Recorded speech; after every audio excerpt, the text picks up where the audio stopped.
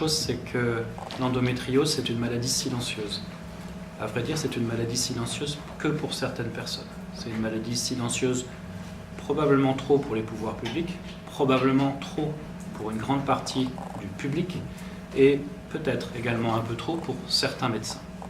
Mais malheureusement, comme vous le savez également, ce n'est pas du tout une maladie silencieuse pour les patientes qui sont concernées par cette maladie, pour la grande majorité des patientes qui sont concernées par cette maladie. L'endométriose, c'est peut-être 10% de la population féminine française en âge de procréer. C'est donc une masse extrêmement importante de patientes qui peuvent avoir un retentissement absolument majeur dans leur vie personnelle et professionnelle de l'existence de cette endométriose. Ça veut dire quoi? Ça veut dire que ce sont des jeunes femmes, des adolescentes éventuellement, qui ont un absentéisme scolaire induit par des douleurs de règles absolument majeures qui leur empêchent d'avoir pendant 2 à 3 jours leurs activités scolaires normales. Ça veut dire que ce sont des femmes qui peuvent avoir un absentéisme professionnel ou qui peuvent éventuellement aller au travail mais être dans des conditions où elles ne peuvent pas exercer leur activité professionnelle de façon normale et adaptée, avec une méconnaissance complète de leur employeur qui ne comprend pas la problématique de ces patientes-là qui souffrent tellement. Alors attention à un message très fort, l'endométriose est caractérisée principalement par des douleurs de règles, et ces douleurs de règles, vous devez être très attentif dans votre transmission d'informations. La douleur de règles, c'est la norme chez la femme. 90% des femmes ont mal pendant leurs règles. Le message fort que la population doit comprendre, mais que les médecins aussi doivent comprendre, c'est qu'on ne peut pas banaliser une douleur de règles dans une circonstance particulière. C'est lorsque cette douleur devient particulièrement intense. Si vous évaluez une intensité de douleur entre 0 et 10, 0 c'est pas de douleur, 10 c'est vous faire arracher un bras à vif, et bien quand une femme vous dit « Docteur, j'ai mal pendant mes règles », la question suivante qui doit automatiquement fuser de la part du médecin, c'est à quelle intensité avez-vous mal? Si vous avez mal à 8 sur 10, ou à 9 sur 10, ou à 10 sur 10, on ne dit pas « c'est comme ta mère, laisse donc tomber cette affaire ». D'accord? Donc cette endométriose, elle peut être extrêmement bruyante par ses douleurs intenses. Elle peut être également, comme vous le savez, gênante par une infertilité qu'elle peut induire. Attention à ne pas colporter l'information fausse que toutes les femmes endométriosiques sont infertiles. Il n'en reste pas moins qu'un tiers des infertilités sont liées à une endométriose. Donc on comprend bien qu'il existe une association entre endométriose et infertilité. Alors notre collège s'est beaucoup intéressé à cette problématique parce que cette maladie trop silencieuse pour les gens qui sont décideurs, cette maladie elle doit sortir un petit peu de l'ombre.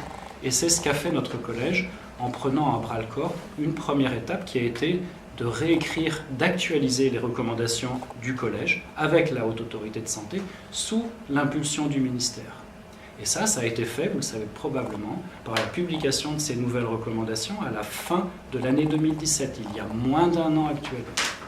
Et puis le collège a continué cette démarche de vouloir écouter la voix des femmes qui souffrent d'endométriose en créant cette commission endométriose dont vous a parlé Israël Nizan, cette commission endométriose qui a regroupé une vingtaine d'experts français en endométriose, pas que des gynécologues obstétriciens, mais des gynécologues obstétriciens, des radiologues, des médecins du secteur public, des médecins du secteur privé, des médecins de structures universitaires ou non universitaires. Et cette commission, elle a eu pour but de réfléchir à une meilleure organisation de la prise en charge de l'endométriose en France, à savoir comment structurer la prise en charge pour que toutes les femmes de tous les territoires français puissent avoir accès à une expertise en endométriose.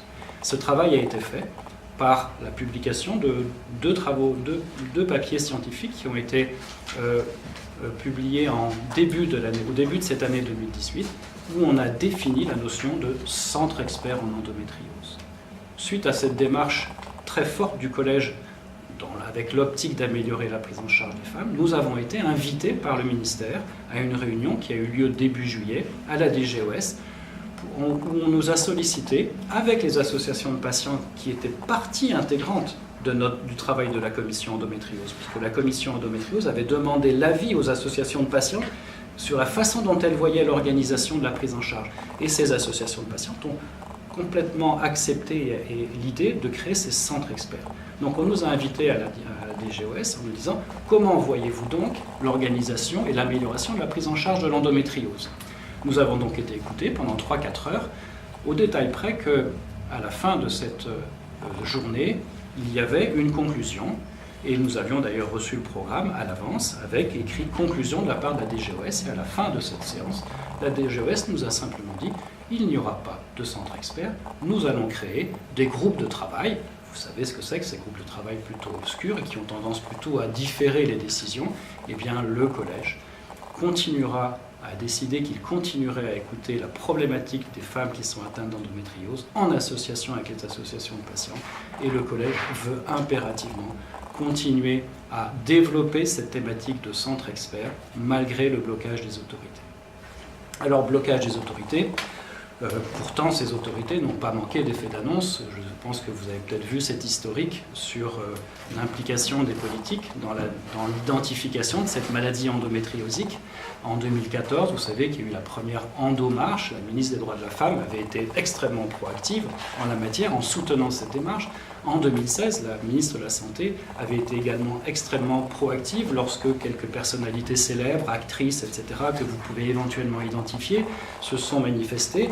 La ministre de la Santé avait soutenu également la démarche. Rappelez-vous peut-être aussi que la ministre de la Santé, toujours en 2016, avait dit qu'il fallait construire un nouveau modèle avec les professionnels de santé et les associations de patientes. Vous comprenez un petit peu la petite douche froide que nous avons tous ressentie lorsque, à cette réunion de juillet, on nous a dit « Venez donc nous expliquer ce qu'il faut faire » et qu'à la fin, on nous a dit « On ne va pas faire comme vous pensez qu'il faut faire. Ça fait 10 ans que les associations de patientes réfléchissent à ça. Ça fait 2-3 ans que le collège réfléchit à ça. Nous n'allons pas faire de cette façon. » Eh bien, le collège souhaite vraiment promouvoir la création de ces centres experts avec une finalité forte. Nous avons défini 4 missions essentielles. La première, c'est une mission d'organisation territoriale de la prise en charge des femmes endométriosiques. Il nous paraît fondamental que, quel que soit le territoire français, les femmes puissent avoir accès à une expertise en endométriose. La deuxième mission très forte, c'est de permettre aux femmes qui ont une endométriose d'avoir accès aux soins et d'avoir accès aux meilleurs soins, en particulier dans les formes complexes d'endométriose. Peut-être savez-vous que certaines endométrioses atteignent des structures qu'on appelle nobles, l'intestin, la vessie, le rein, les uretères, et que dans ces formes complexes, on peut avoir besoin de chirurgie. Mais cette chirurgie, elle doit être faite par des experts en chirurgie d'endométriose, et nous voulons optimiser la prise en charge des patientes atteintes d'endométriose, en particulier en optimisant la prise en charge chirurgicale quand elle est nécessaire. Rappelez-vous bien que la chirurgie ne vient qu'en seconde intention derrière les traitements médicaux, et donc en aucune façon la chirurgie est le fer de lance du traitement de l'endométriose. Troisième mission, celle-ci est extrêmement importante, c'est la mission de communication et d'enseignement. Vous pourriez être extrêmement étonné de savoir qu'au programme d'enseignement du 2e cycle des études de médecine, il n'y a pas d'item endométriose. C'est juste incroyable. Comment pouvons-nous exiger des médecins en activité qu'ils soient compétents en endométriose quand vous savez qu'ils n'ont pas été formés pendant leurs études de médecine à cette thématique? C'est quand même assez incroyable. Vous comprenez bien que ce n'était pas très compliqué de rajouter au programme d'enseignement du 2e cycle la thématique endométriose. Eh bien, pour l'instant, ça n'existe pas. Et donc, la mission des centres experts sera de communiquer sur cette maladie et d'enseigner cette maladie, aussi bien en formation initiale d'ailleurs qu'en formation continue, puisque par définition, les médecins qui sont installés n'ont pas eu la formation, donc ont une capacité d'amélioration de leurs connaissances qui est certainement importante. Et puis, la 4e et dernière mission, eh bien, c'est de développer la recherche en endométriose. Les recommandations qui sont parues il y a 1 an démontre parfaitement qu'il y a encore une marge de progrès, une marge de recherche qui est extrêmement importante, et donc nous devons promouvoir par ces centres experts la recherche sur l'endométriose, avec un dernier point qui est que si nous mettons en place ces centres experts, eh bien, nous avons aussi un devoir absolu d'évaluer la qualité de prise en charge des patientes qui seront prises en charge justement dans ces centres experts. Donc au total, si on veut résumer ce que nous souhaitons, c'est que nous souhaitons créer au sein des régions un nombre mal défini actuellement de centres experts, peut-être une trentaine, ce chiffre n'est pas arrêté, et ces centres experts seraient la réunion de plusieurs centres de compétences au sein d'un territoire. Typiquement, je travaille à Lyon Sud, eh bien, nous avons initié cette fédération de centres de compétences en endométriose en identifiant les structures qui travaillent sur cette thématique déjà. Et ça réunit aussi bien des hôpitaux universitaires que des structures privées autour de Lyon. Et nous travaillons sur la base de ce qu'on appelle des réunions de concertation pluridisciplinaire où nous échangeons sur les dossiers les plus complexes.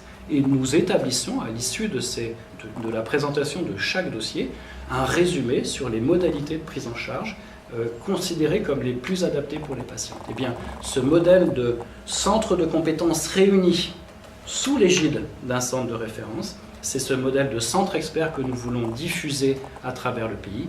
Et le CNJOF a cette volonté d'identifier à une échéance extrêmement proche, qui est celle de l'année 2019, des centres experts en endométriose au sein de tous les territoires français.